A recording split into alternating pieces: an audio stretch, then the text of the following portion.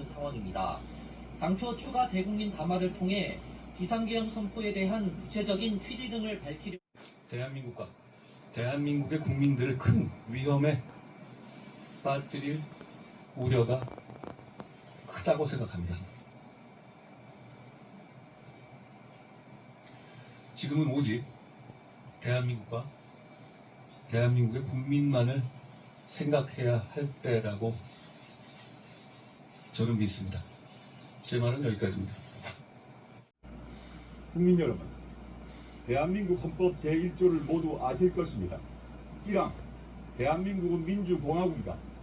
2항, 대한민국의 주권은 국민에게 있고 모든 권력은 국민으로부터 나온다.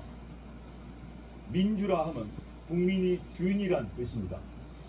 공화는 군주가 아닌 국민의 뜻에 따라 나라를 다스린다는 것입니다. 12월 3일부터 오늘까지 이 나라 주인을 참칭하고 국헌을 물랑케 한 자들이 있었습니다. 내란, 군사반란, 친위 쿠데타입니다. 이들 때문에 대한민국 국민은 뜬 눈으로 밤을 새웠습니다. 40여 년 전 이 나라를 휩쓴 충격과 공포가 재현되었습니다. 12.3 사태는 실패로 끝났습니다. 그런데도 그 주역들은 여전히 자리를 지키고 있습니다. 절대 군주 모시듯 윤석열을 받듭니다. 심지어 불법 계엄의 정당성을 강변하고 있습니다. 윤석열은 위헌과 위법한 행위를 했고 자백도 했습니다. 스스로 대통령 지위를 내던졌습니다. 주요 정치인을 반국가 세력이라는 어이없는 이유로 체포하고 정보기관을 동원했음이 밝혀졌습니다. 이제 그는 대한민국의 대통령이 아닙니다. 윤석열은 단지 중범죄 피의자, 내란과 군사 반란의 수괴일 뿐입니다. 이에 저희는 윤석열 씨, 피의자 윤석열이라고 규정합니다. 윤석열 씨와 그를 수괴로 하는 무리들은 단 한순간도 저 자리에 있어서는 안 됩니다.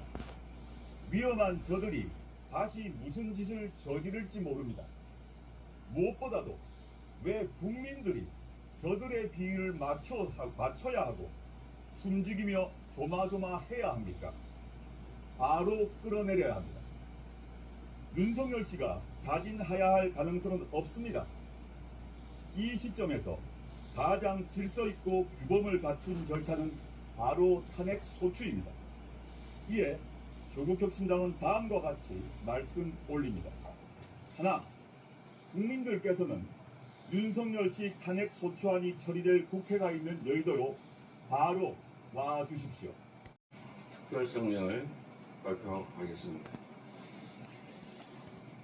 민주주의 선진국 대한민국이 심각한 위기에 봉착했습니다. 무엇보다 충격적인 것은 이 모든 문제가 바로 윤석열 대통령으로부터 시작됐다는 것입니다. 대통령의 위헌적이고 불법적인 계엄 선포 때문에 대한민국은 하루아침에 혼란과 공포에 빠져들었습니다. 정치는 물론 민생, 경제, 외교, 통상, 안보, 그리고 민주주의, 국격까지 심각하게 훼손됐습니다. 경제는 살리기는 어려워도 무너지는 것은 한순간입니다. 30년 전 IMF 위기 극복을 위해서 우리가 어떻게 했습니까? 온 국민이 장롱 속에 결혼반지, 돌반지까지 꺼내야 했습니다. 코로나19로 인한 경제 충격의 여파는 여전히 진행 중입니다. 고물가, 고금리로 민생 경제는 어려운데 대통령의 참으로 느닷없는 계엄 선포가 순식간에 국가 경제를 나락으로 떨어뜨리고 있습니다. 원달러 환율은 급등했고 주가는 급락했습니다. 수출로 먹고 살아온 대한민국, 트럼프 대통령 당선이 가져올 높은 통상 파고도 모자라서 윤석열 대통령 자신이 우리 경제 한복판에 폭탄을 던졌습니다. 굳건하던 한미동맹도 치명상을 입었습니다. 사전에 계엄을 통지받지 못한 미국이 매우 난처해하고 있습니다. 커트 캠벨 미국 국무부 부장관은 대통령의 계엄 선포를 심한 오판이라 평가했고, 제이크 설리번 백악관 국가안보보좌관도 사전에 상의되지 않았다라며 깊은 우려를 표명했습니다. 이는 북핵 대응을 위한 한미 연합훈련의 차질로까지 이어졌습니다. 워싱턴에서 열릴 예정이던 한미 핵협의그룹 회의와 NCG 도상연습까지 연기됐습니다. 국가적 신뢰도는 물론 외교가 심각한 타격을 받고 있습니다. 스웨덴 총리 방한 취소, 스가 요시히데 전 일본 총리 방한 취소, 이시바 시게루 일본 총리의 내년 1월 방한도 불투명해졌습니다. 한 카자흐스탄 국방장관 회담 취소, 싱가포르 국회의장의 우원시 국회의장 방문도 무산. 이러한 대통령이 초래한 정치 불안정이 사실상 국가 외교의 불능 상태를 불러왔습니다. 존경하는 국민 여러분, 피땀 흘려 이룬 이 땅의 민주주의가 무도한 권력에 의해 훼손되고 우리 국민은 국격과 자존심에 심각한 상처를 입었습니다.